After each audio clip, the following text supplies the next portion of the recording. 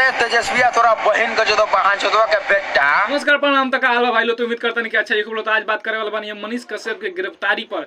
जब मनीष कश्यप के गिरफ्तार हो गई बा तो बिहार के काफी लोग आके तेजस्वी यादव के गाली देता। तेजस्वी यादव के गाली क्या है भाई? डाल दिले जेल में मनीष कश्यप भैया के, बहुत बढ़िया कैले तो हर बहन चोदो। अंकुश का अरे ये तो खूब गरिया होता तेजस्वी यादव के रे, ये का कइल जा? बढ़िया बताओ पहले के थाला खोल जाए। आयो रे मां, लिया बांस हाँ तो भाई सुधार जा लो ना, तब बांस आ गई बा और तेजस्वी यादव के अब गाली देला लो तो गाड़ी में जाई गजब बेइज्जती है।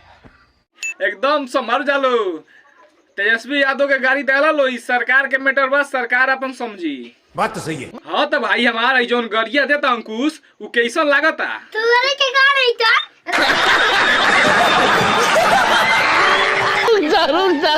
घड़ी के गाड़ जैसा, हमरा तो पाड़ा के आड़ी जैसा लागता। अच्छा अंकुश, आई जोन तेजस्वी यादव के गाड़ी काहे देता रसन? गाड़ मारले बड़ा। अच्छा तेजस्वी यादव के गाड़ मारले बने, हां यही से गरिया होता रसन। हां पिटाता माराता कड़ाता तोहर बहन तू केक काटता रहो आ तोहर बहन जो तो गलती कर रहो जो डाल देलो जेल में।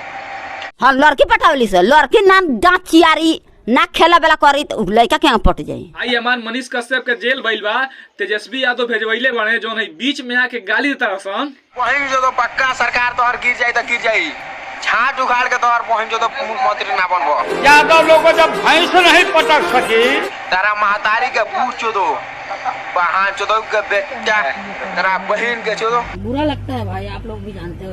रे मनीष कश्यप तोरा में उ बात नहीं खे, आते तेजस्वी यादव के सीएम न बन देबे, तोर इतना औकात नहीं खे। खाली भूखे